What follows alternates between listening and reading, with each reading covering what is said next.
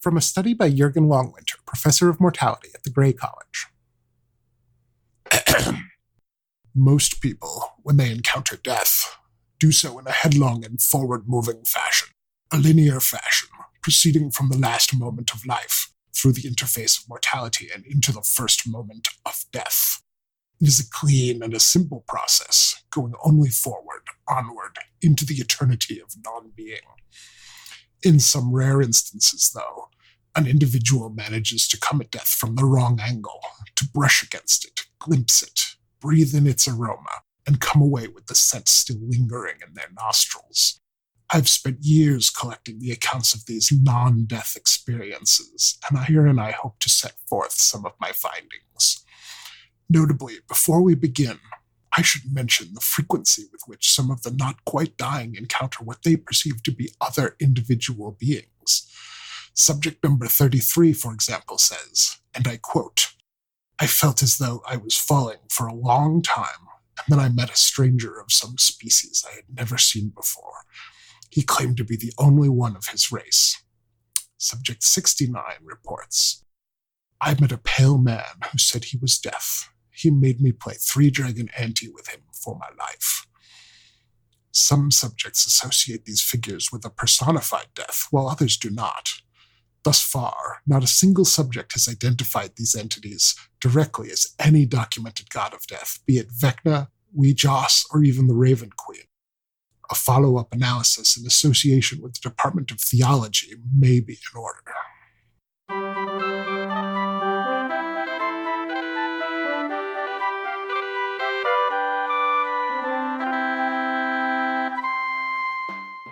In the city of Greyhawk, 5 individuals are united by circumstance. A brewer priest, a haunted swordsman, a living relic, a caustic criminal, and a golem without a past. With the drawing of a single card, their lives have been turned upside down. Welcome to The Chimera, a role-playing adventure podcast. Our campaign this season is called Misplaced. It takes place in the venerable setting of Greyhawk, kind of, and we're playing with a modified version of 4th edition Dungeons & Dragons. I'm Vin LeBate, and I play Golden-Eyed Rakashi, a Dragonborn rogue. Joining me today are... I'm Braden Lamb, and I'm playing Balmo, a halfling cleric. I'm Jeffrey Bard, and I play Sir Simeon, the human sword mage. I'm Josh Hallbachner, and I play Ashlar, a warforged sorcerer. I'm Kacey Smith, and I play Latchkey, a shardmind with the dual classes of Battlemind and Scion. And I'm Kelly Weissman Asbruth Jackson, the Dungeon Master. Now, let's get started. Welcome back to the, hopefully, completion of this fight, and perhaps this season. Maybe even this story, depending on how things go. When last we left our band of acquaintances, they were in the middle of a pitched battle with the Scarlet Brotherhood cadre, and almost everyone was down in the same room, the sort of railway room, the room that's basically like a subway station kind of design, all having a fight clustered around near that mysterious red line across the floor. Sort of straddling that line, actually, is where the fight is assembled. So that's 3 humans and several different goblinoids of various levels of dangerousness or apparent dangerousness. Things were not going great, I would describe it, for our party. And I think the only member of the team who was not somewhere in this room was Vin, because Rakashi had gone upstairs to try and see if there was some sort of an alternate plan besides fighting a somewhat losing battle. And then at the last thing that happened before we cut away, cut at the end of the last episode, was that a team of Drow entered through the same hole in the tunnel that the overrated hole in the tunnel that the Sewell folks apparently came in through. And that's, what do we have here? We have a total of 10 Drow, one of whom is sort of obviously, so there's like 9 Drow, all in matching armor and outfits. They look very much the same. There's not a lot of ways to distinguish them. And one person who has whose armor is more complex and more decorated in a way that suggests that there's some sort of a commanding officer, and a enormous, or actually technically, if you want to get technical about it, huge spider, which means that it's something like it's probably like 10 feet at the shoulder, however you want to consider shoulder on a spider. The point is, it's a big spider with cleavers on the ends of its legs, so they don't just end in points like you. So that thing. Yeah, that thing. That's from the abyss. like kitchen implements strapped to its legs? No, or? They naturally end in giant cleaver type blades. Cleavers on the soles of her shoes. Cleavers on the soles of her shoes, exactly. I have a very clear memory of getting whichever monster book that was in second edition and just being like, wow, that thing is fucked up. Yeah, it's very sadly the default design for fourth edition doesn't have the cleaver feet. In fact, it's if anything like not that normal anymore for the way that they're like default designed, but definitely the original one has the cleaver feet. Mm-hmm. I'm looking at Google and they're not really helping me out with this. I don't really understand why. Your search for cleaver-footed spider isn't really turning up anything. It's a canonical monster. It's called a retriever. It was in. Is it golden? What's the one? That's a variant. I mean, worth more XP. That's the short packed version. Yours is selective breeding. Man, that would be a really interesting Drow side game of just like selective spider breeding. How do I end up with a spider with blades for legs from a regular spider? Well, it depends on what kind of greens you feed it. When a spider and a knife drawer love each other very much. I have the recessive gene for sharp. So that contingent has arrived and spilled into the hallway. Now, I guess I want to be clear about these folks. They are Drow in armor. They all have bows, crossbows, and swords, and they are all pretty obviously male Drow. The Drow have a very heavily gendered society, and they're very matriarchal. The amount of social space for male Drow is pretty slim.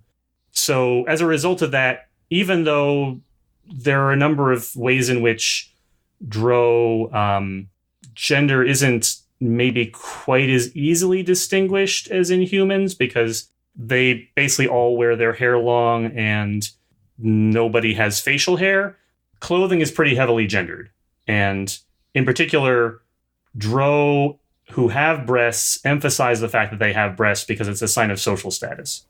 So it's pretty clear that all of these guys are dudes, which is unusual. It's unusual to see a whole contingent of just male Drow out and about. Like without a female in charge of them? Right. There's no female commander. Mm-hmm.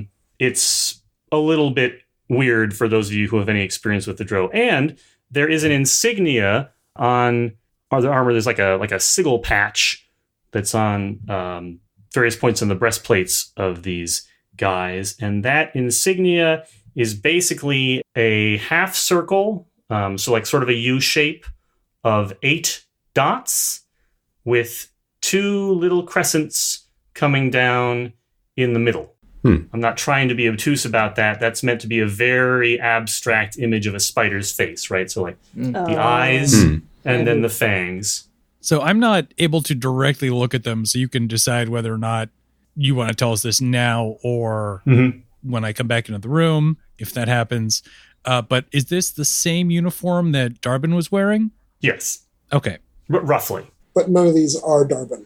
No, because several of you have met Darbin before, and Darbin does not seem to be among these guys. Or if he is, he's like got his helmet down and is intentionally not signaling that he's there. Gotcha. It's not impossible that one of them is Darbin, but definitely none of them are apparently Darbin. Okay. So you're not ruling out a Return of the Jedi situation, but I try not to rule out Return of the Jedi situations in general. There might always be a lightsaber in that droid. I just assume.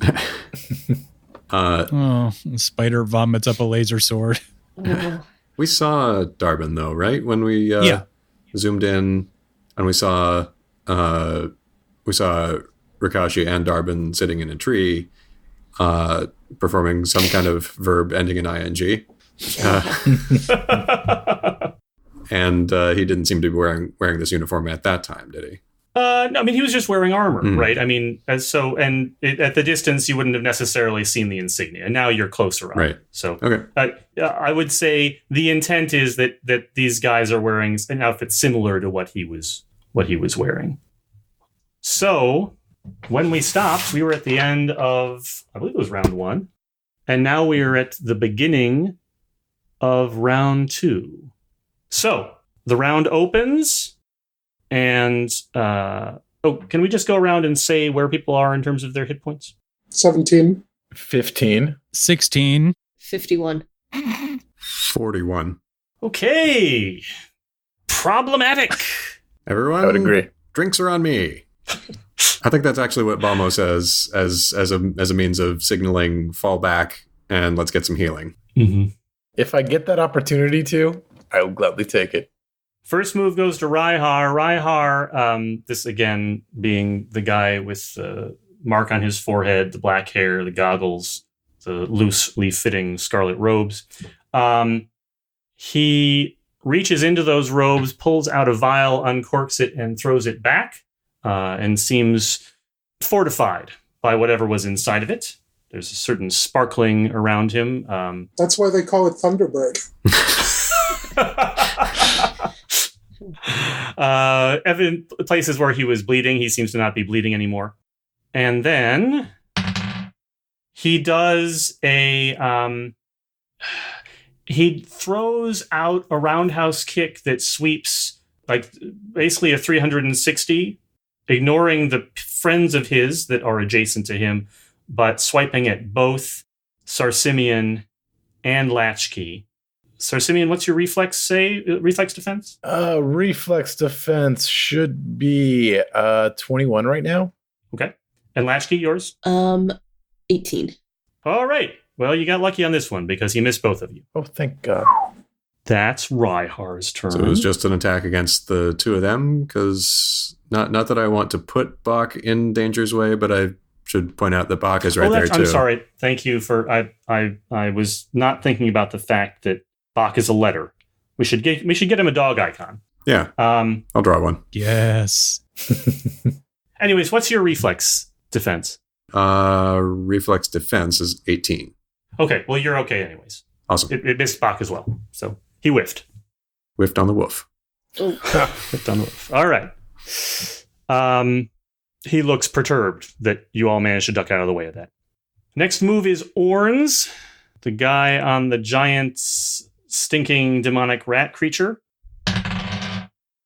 What's your armor class, Sarsimian? My armor class is 28. Whoa. All right. Okay, well, he plunges his barbed lance at you, and that also misses. You're doing well here. Also disappointing. The rat gibbers and drools and flecks of grossness get on you, but otherwise, you are okay for now. So, that brings us around to Irnahim, the sorceress, and Latchkey on the same move. So, Latchkey, what's your move here? I think they're going to try and go for Raihar again. Let me think about this. So he just spun around, kicked everyone, sort of missed. Mm-hmm. They're going to try and reach out and grab his leg with their staff and like yank him basically so he falls on his ass and then stab him with the staff because it's also a sword. Fair point. Or wait, it is a sword now, right? It's just a straight up sword. But same. It is an object that can be treated as both a staff and a sword, essentially, depending on what is beneficial to your character. That is the intent of it. Okay, then that statement stands. But hopefully Raihar won't. So, okay. Let me see what I'm actually doing here. Yeah, let me actually figure out like what the hell my actual thing is. And then describe what happens. Is that what you're going to ask? Yeah, so let's think about what you're trying to do here. You're basically trying to hit him twice, right? Yeah. Once to knock him down, a second time to stab at him. Mm-hmm. And I think potentially the most effective strategy for that would be everybody has an action point. An action point is essentially something you can spend for a free standard action, an extra free standard action on your turn. Mm-hmm. And so that would probably be the most effective thing to do if you were willing to spend your action point. You can get 2 attacks, basically. Okay, I am willing to do that. Okay. So I think what I'm actually going to do is 2 battle mind attacks, which will be Bull's Strength, which will be sort of the trip him, push him back, and then Twisted Eye as the attack. So what this is going to look like is Latchkey is going to kind of smile slightly in relief, but they're mostly going to make it look like, haha, you missed. Mm-hmm.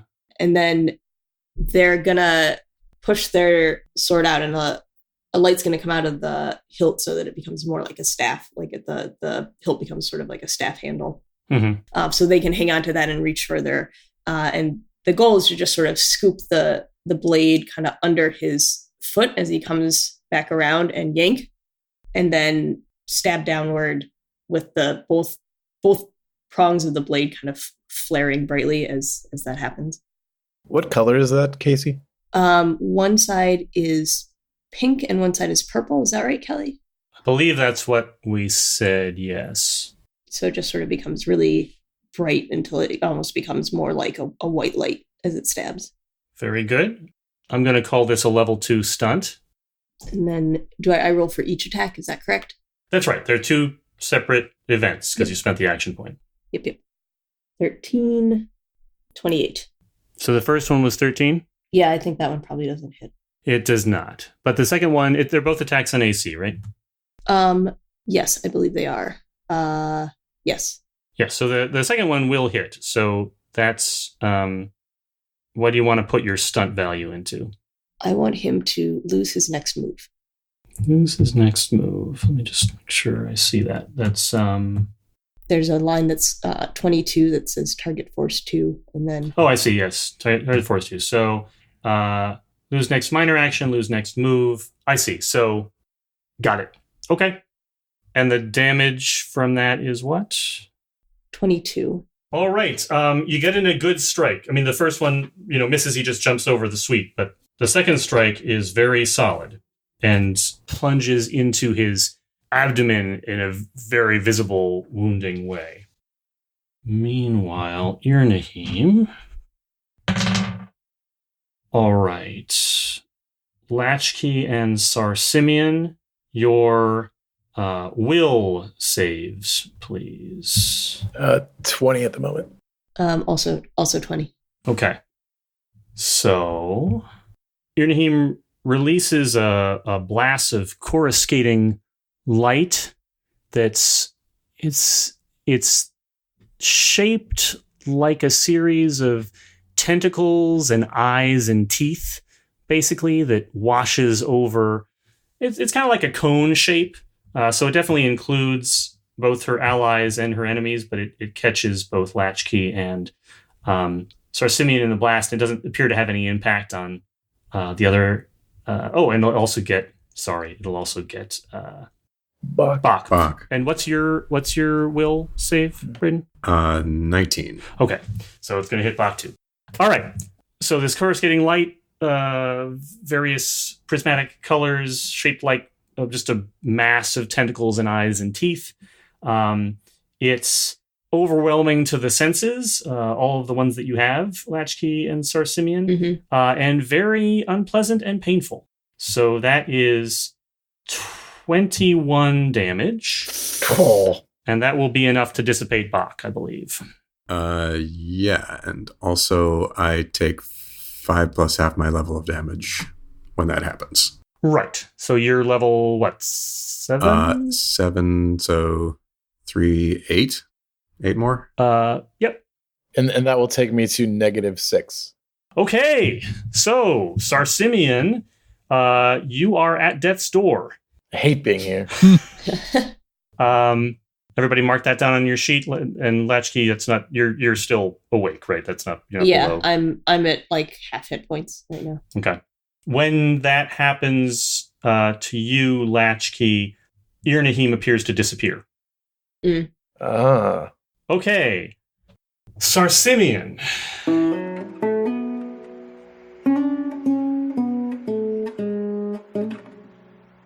there's definitely a moment where you're aware of losing consciousness, right? Things go black. Mm-hmm. And then you are just standing in a black expanse. But you can look down and see yourself, right? It's not just like the lights are out. It's like you're just in a area of empty blackness. But I can see myself. You can see yourself. So you're aware of being in a place. Nothing else is here. You're just sort of bewildered for a second, and then you again, like looking around, turning around more than 360 degrees, and then there is Callista again. And she says, "Why are you here? You're not asleep." I seem to be dying. She looks frightened, and there's a sense of like urgency on her face in a way that in all the times that you've seen her in various dreams, she's rarely looked happy, but there's been something stoic about her presence most of the time, or at least ephemeral, right? I mean, there's been this dreamlike quality to her appearance, but now things look intense and urgent in a way that they didn't before, and she looks very visibly upset. She sort of reaches towards you, but doesn't, for whatever reason, doesn't cross the distance between you and her. You can see that she's openly crying. I would like to try and reach back to her. You can't move from where you're standing. Okay. You can reach, but for whatever reason, your feet are planted. Okay. I'm going to try to give her the extra distance she may need with my arm. Okay, so you're reaching out to her. She's reaching out to you. All the while, you're fading. Let's cut to Vin. What is Rakashi up to? Okay, so I have options. They are all bad. So I'm up in the room at the top of the stairs where the reactor is, and we have 2 atomic jellyfish trapped inside suits. Mm-hmm. And I am at one of those, and I have picked it up. How far away is the other one? Oh, it's nearby. I mean, it's certainly, if you've gotten to the first one, you can get to the other one in a move. That's not hard. I don't know if I want to use my move for that, though, because this plan is not going the way I had intended it to, because no one followed me up the stairs. So I'm going to take this suit, and I'm going to try something complicated and maybe use my action point in the process if I can actually wedge all this into one action. I'm going to take this suit, book it back the way I came, because clearly my original plan is not happening, and I don't entirely expect that I could just abandon these people and still survive. So I'm going to book it sort of back down onto that stairwell, which is open to the room below, right? Yep. And I am going to attempt to hurl this energy jellyfish-filled suit off the edge of the stairwell and try and get it as close to Irnahim and her cluster of goblinoids as possible. Mm-hmm. And then I would like to shoot it with this weapon that I picked up from the armory that I'm not entirely sure what it does. Okay. I want to... Oh, right. You picked up a couple of different weapons. Yeah, I picked up 2 of the chartreuse torches and 1 of the crossbow-like things. Yep. Okay. So let's see. We're running back down the stairs, we're tossing, and we're shooting. Yep. I think you can do that in one entire turn's action by using your move, your minor, and your standard. I think that's it's complicated, but I'd let you do that in one. Okay. If you wanted to spend your action point, I'd consider letting you pick up the other suit. I don't want to try and set them both off. Oh, Okay. yeah, but actually, yes, I will spend that to bring it along and have it on hand in case, depending on what happens here. Okay. Yes. So I'm guessing it's time to roll for that. Sure. The thing you're really rolling for here, I mean, you're tossing something down from the stairs. You've got height advantage. It's not, I mean, I guess we need like give me a strength check for that, just because we're trying to determine if it lands in sort of the right place. 19 plus 1 is 20. Sure. That's certainly good enough to get it in the area where you're trying to get it to. All right. And then you want to actually make the attack roll to hit the item with the... All right. Which one are you throwing, by the way? The negative or the positive? I don't expect that I could tell which was which. Okay. So fair. Whichever one I grabbed. And I'm gonna just presume that this uses my hand crossbow stat. And I've got +2 because I'm bloodied. So 19. Yeah, I mean, you have the advantage that you're attacking an inanimate object, so it's not too bad. Okay, so Rikashi throws down this peregrination suit. It lands somewhere around where Irnahim and the goblinoid cluster is. Then fires on it. The crossbow-ish device launches a bolt of, again, yellowish, very bright energy of some sort of radiant blast. It pierces the suit with relative ease, and out of it pops this inky black squid energy monster thing, which starts swirling around and thrashing about the goblinoids over here, and they're certainly like flailing their spears and their shields and trying to stop it. So that's at least moderately successful. Okay. Josh and Jeff go on 17. Josh? Sure. So let's see. So who from the three of them has taken any noticeable damage so far? Is it anybody? Orn has taken a hit. Raihar has taken a lot of hits. He got better after he drank that potion, but then he just took another pretty bad stab. And which one is Raihar again? Sorry. Raihar is Harry Potter. Raihar is the guy with the black hair and the goggles and the monkish dude. Okay. Now, this is the landing that's halfway up the stairs, right? Like the set come into it from the sides, and then a set go up from it from the back sides, right? Yeah. So I'm about halfway up this. Yeah, you're on the landing, so you're exactly in the middle. Okay. And so, what was the net result of Rikashi shooting the thing?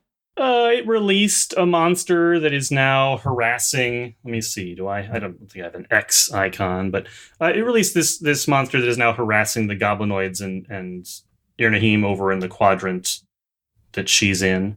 Okay. So I'm pretty beat up, and this is the most beat up I've been in the course of the game. So, I think I'm kind of probably kneeling down. If you're standing near me, you kind of get like the sounds like gears that are stuck, and these other kind of like mechanical like malfunction type noises. There's probably like little fires, like kind of like almost like little pilot lights that are kind of like popping up from little spots where like my armor has cracked or something on my arms or back or whatever, and I'm just kind of breathing heavy. So it's just like there's this visual, like rising and falling of the fire effect on my phoenix and everything, and the hair kind of crackling as I'm like trying to like hold it together. And so I'm going to, moving as little as possible, just kind of like bringing one arm up, bracing it with the other arm to kind of give myself as steady an aim as I can. And then I'm going to fire off a firebolt out of one finger and try to hit Raihar directly in the head. Okay. So, 28. 28. Versus Will. Definitely a hit. Okay. Rad. That's certainly a level 2 stunt. Okay. So that's 18 base damage plus whatever Brutal 2 adds. 2 extra damage per die, basically. Okay, so then 4 total. Yep. So that's 22. I will spend stunts as much as possible just to boost damage. Okay. Let's see, was that Chaos Bolt? Yes, I think it would be Chaos Bolt. Okay. The model was Chaos Bolt. So, right. Basically, it does the damage level is going to give you another d10 each time. Oh. So 30 plus your charisma modifier plus 6 total from the bonus from Brutal. So 36 plus your charisma modifier, essentially. Holy dang. And then I also have a reflexive that gives all my spells plus 5 damage. Great. Okay. So I guess 43 total. 43 damage. Okay. You successfully... the bolt goes through his head and comes out the other side. Nice. When it comes through the... Okay, well... Yep. Because I have a follow-up where I get to... If I hit with an attack, I get to do another one on a secondary target. Yep. Okay, so it goes through his head. What is this goblinoid thing that's here? The one that's kind of a growly face? Because that's the one that looks like it's like right along the same line. Is that the Barghest? No, that is... Technicolor werewolf? The Barghest is the guy with the black circle. Oh, I see. Over by Latchkey. No, it's one of the goblinoid bodyguards. I think it's Orn's bodyguard. It's a bugbear. So it is at least one of the mid-bosses. Yes, it's one of the mid-bosses. Okay, so I will try to hit it with the secondary bolt then. Okay. That's a 24 versus will. 24 versus will. Yep, that's a hit. And that one is 10, 12... Yeah, so 12 damage. 12 base damage. Okay. A good, nice solid strike on the creature, but most importantly, Ryhar just hits the floor. Yes. Boy who lived my ass. And I just for the record, I get 6 temporary hit points from that as well. Good for you. Probably good time for them. Yeah, I think so. So Ryhar drops and has been like visibly... that's an obviously mortal wound, right? It's not really ambiguous, a headshot like that. It's not like his head explodes or anything, but there's a visible hole. It went through his head. The rat monster rears up. Orn growls. Irnahim audibly screams Ryhar's name and then something in Sul that isn't intelligible to the party. Things have become visibly much more dire on the Scarlet Brotherhood goblinoid side of the fence, right? Things just got dramatically more real. Jeff. Yes. Still in ambiguous black space. Enjoying it. Not really. So Sarsimian is reaching out for Callista. Callista is reaching out for Sarsimian. They're still far enough apart that they're not able to touch, although it's relatively close. She says, you have to wake up. You have to get up from whatever's happened to you. You can't die, Sarsimian. I'm trying my hardest not to. And I think maybe we'll do a flashback at this point. Sounds good. So Sarsimian is out scouting with a troop of folks from Zeef. There has been some raids by, I guess, like desert orcs on some of the caravans coming through that area. And so we're going to go try and clear them out. But what ends up happening is we end up getting ambushed, and we have to do this fighting retreat back to Zeef. And I watch one of my comrades take an arrow to the chest, and it just drops him. It drops him immediately. And it stuns Sarsimian. Sarsimian doesn't know whether he should go back and grab him or if he should keep running, because it's bad. It's real bad. But then he sees the most remarkable thing, where this was definitely a mortal wound. It pierced through his chest, came out the back, but this guy pushes himself up, coughs some blood, kind of breaks off the arrow, falls down again, gets himself up, and at that point, it's enough to break Sarsimian out of his spell, and Sarsimian rushes over and grabs him and helps him, knowing that he is actually alive still. And this is probably the most clear example of somebody just willpowering something into being, right? Like it was almost magical, the amount of effort this person gave to just keep living. Mm-hmm. And so that's the flashback. And Sir Simeon's going to try and channel this dude's kind of effort and just memory to trying to get up. All right. So here's what happens for everybody's reference when you're dying. At the end of each of your turns, you make a saving throw. And the outcome of that saving throw depends on the way your condition progresses. Or the way your condition progresses depends on the outcome of that saving throw. Is a better way of putting it. I will give you a +2 bonus for your stunt. Oh, I'll take it. Go ahead and roll a d20. If you have any static things that benefit your saving throws in general or your saving throws related to death and dying in specific, they apply. But you can't use, like, for instance, Sir Simeon has a bunch of benefits that he can temporarily apply to things like saving throws. But so nothing active applies here. Anything passive would. I don't. I've got Memory of 1,000 Lifetimes, and that adds 1d6 to all saving throws. Does that count? That does count. All right. Yes, because that's a static benefit. So. All right. So it's 1d20 plus 1d6 plus 2. 1d6 plus 2. 5. I rolled a 1. That feels good, man. Feels good. Not the best. Not the best. Okay. For your reference, here's what happens. Here are the possible outcomes. If you roll a 20, then you basically wake up, and it still really sucks. But if you can get a 20 or higher, basically you regain consciousness just of your own accord. Mm-hmm. You spend a healing surge, you go to 0 hit points, but you're awake at least. If you get a 10 through a 19, nothing new happens. And if you roll less than a 10, you've got 3 strikes and then you're out. Okay. So you have strike 1 now. Strike 1. On your 3 strikes. You continue to not be awake, and also you are 1 step closer to being just dead. Okay. How does Death's Door interact with magical healing? I believe if you get magical healed, you just aren't dying anymore. Okay. That's good to know. Useful. All right. And also on that turn was the turn for the Barghest war leader, who is over here being dangerous. So Latchkey. Uh-oh. Yep. I think that you're going to get attacked. Okay. So AC attack 23. Hit or miss? Yeah, that's a hit. That's a hit. Okay. Mm-hmm. So that's 15 damage. Okay. So he strikes down at you with his big, heavy, serrated sword and just cleaves in for 15 damage. And then throws his head back and releases a disturbing, eerie howl. Everybody hears it, but it's directed at you, Josh.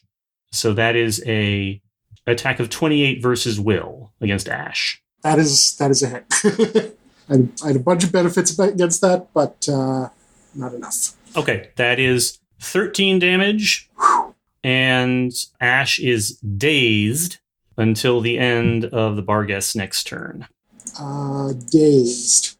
If I remember correctly, dazed is the status effect where you only get one thing per turn. So you can take a minor, a move, or a standard, but you can't do any other things.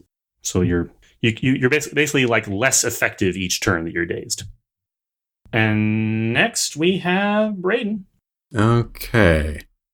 Well, Balmo's still kind of reeling, almost you might say drunkenly, from the dissipation of Bach. Mm-hmm. He sort of staggers back a bit, puts a hand against the upward stair, smiles a little bit when once Raihar goes down, and now turns his attention to the Barghest. He's going to do a Lance of Faith on that creature. Mm-hmm. Points his tankard at it and says, "Life is beautiful if you look through the right glasses." So that's a Wisdom versus its reflex. 14 plus 8 is 22. That's a hit. All right.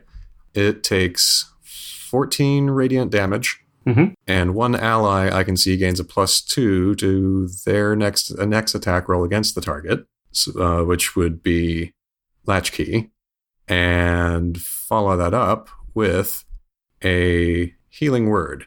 And you got a one level stunt for the action, by the way. Oh, okay. Well, I'm about to stunt this next thing too. Oh, I see. You want to use your stunt for the minor action? Yeah. Okay, that's fine. You can't do more than one stunt in a turn. So okay, I'll save it for this one then, because I'm about to do a flashback. Aha! We're in the Western Wind. It is twilight. Balmo is preparing for the evening rush.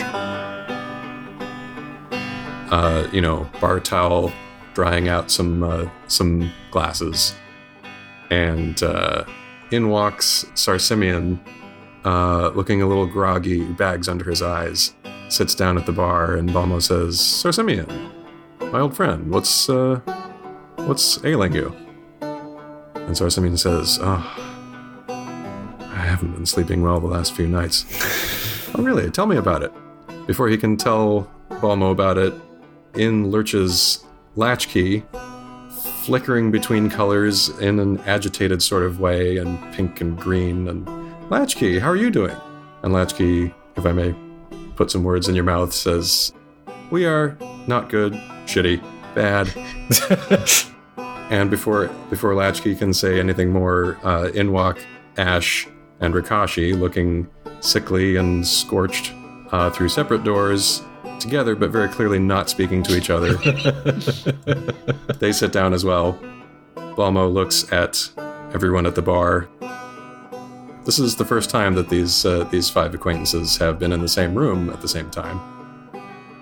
And with a twinkle in his eye, reaches below the bar and pulls up a little cask and says, "You're in luck.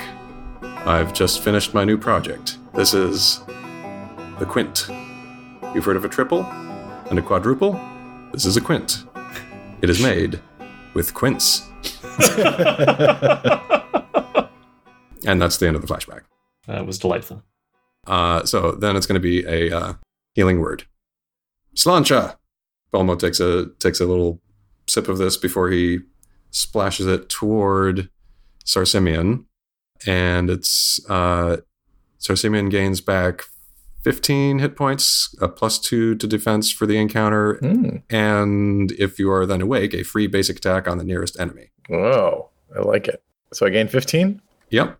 All right. And if I can apply that stunt to also heal Latchkey, yep, then Latchkey will get a free basic attack against the bar guest with a +2 from that Lance of Faith. So that will wake Sarsimian up. Okay. You spend the healing surge, you get credit for the healing surge. Basically, you get all the hit points that Braden just healed you for. That's what the number of hit points you have. Okay. So the healing surge value plus that bonus.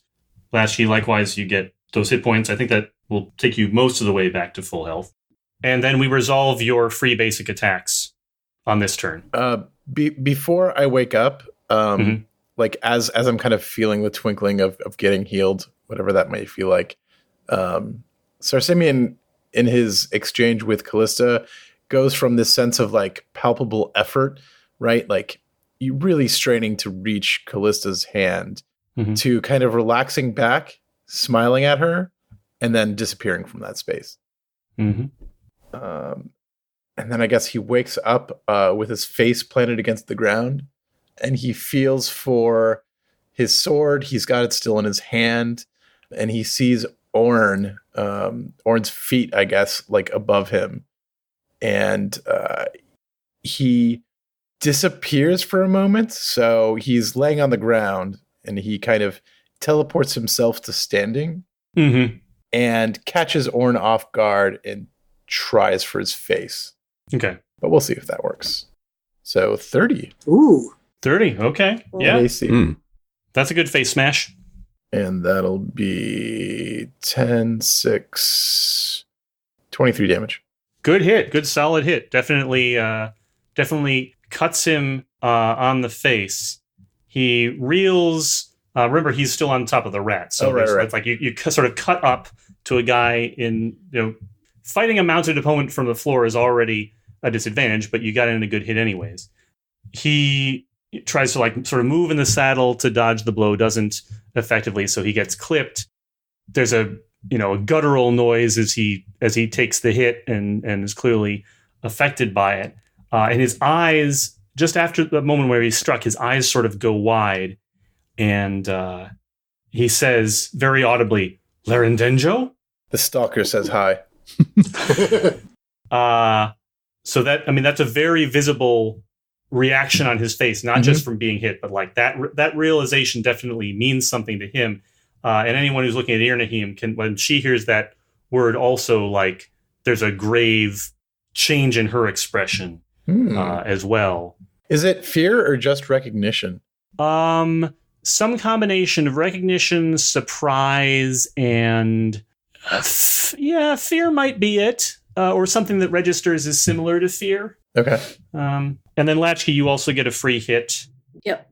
After the attack from the Bargus, they were standing sort of staggered, and the sword had gone into them and pulled out. And when they pulled out, there's sort of a scattering of stones that make up their body, and various little openings where sort of bright red light was sort of just shining forth because there wasn't anything covering that space anymore. And so once Braden does his thing, those fallen pieces of crystal that were on the ground sort of lift up, and some of them go back into place. And though there are a few spots that the light is escaping out of, it's clear that Latchkey is feeling much more themselves. Mm-hmm.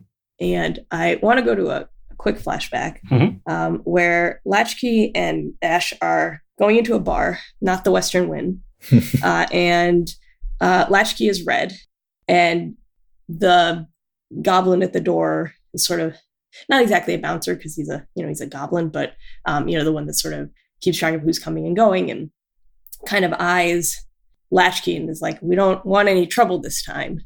And Latchkey and Ash come in and sit down, and for whatever reason, they're not especially well regarded in this bar. It's a corner of Greyhawk where people kind of take issue with the fact that they're weird golem people, and so for whatever reason, they still like to go there. Probably on a bet or there's some character that shows up that they really like to observe. And they happen to go in this bar. And so, a couple people start giving Latchkey shit, and Latchkey's just sort of ignoring it. And they order their ales that they don't drink, but it's polite. So they just sort of sit there with their ales. And then one of the guys turns and talks shit to Ash. And Latchkey's head just sort of comes up, and they grab their tankard and just swing it around and clock the guy in the head, and a bar brawl ensues. So that's the flashback. So Latchkey looks back at where Ash is still pretty badly wounded, and then looks at the bar guest and says, "Now that was a mistake." And then they attack. Yeah, I'll give you a +2 stunt for that. Okay. 27. That's certainly good enough to hit. Okay. What's the damage on that? The damage is... so they've got Aspect of Discord on, I think, because they're red. So that's +3 times tier, which is 1. So it'll be a total of 3 additional damage. The actual damage is 22. Okay. And it can also do, if that causes bloodying or kills him, I can get an action point back. Yes, it does not. Okay. Although probably not far off this point from bloodied. And it causes push 1 and prone. Yep. Do you want the push? The push is optional. Push it nah. has to be away from you. So probably, I think there is, 1 away is because there are people in the way of the other directions. I think that's the only option. Do you want him to be there or not? No, let's just prone him. Okay. So he's prone. It's a good solid hit. Visibly, Oh, and I didn't use can I just do extra damage from the stunt? Yes, you can. Let's see. That would add, what the damage die on your weapon is a 10, right? So yeah, that's another 20. So definitely you have bloodied him. You get an action point, much more solidly struck, goes down to 1 knee, bleeding. You would guess you've probably, Latchkey's understanding of organic physiology is maybe a little bit more limited than most, but you would guess that its respiration system has been compromised. Okay. They do need those. It's cute. So very effective hit. Make sure you mark down that you got an action point out of that. Because it might be relevant later. All right. And now the Drow contingent have their action.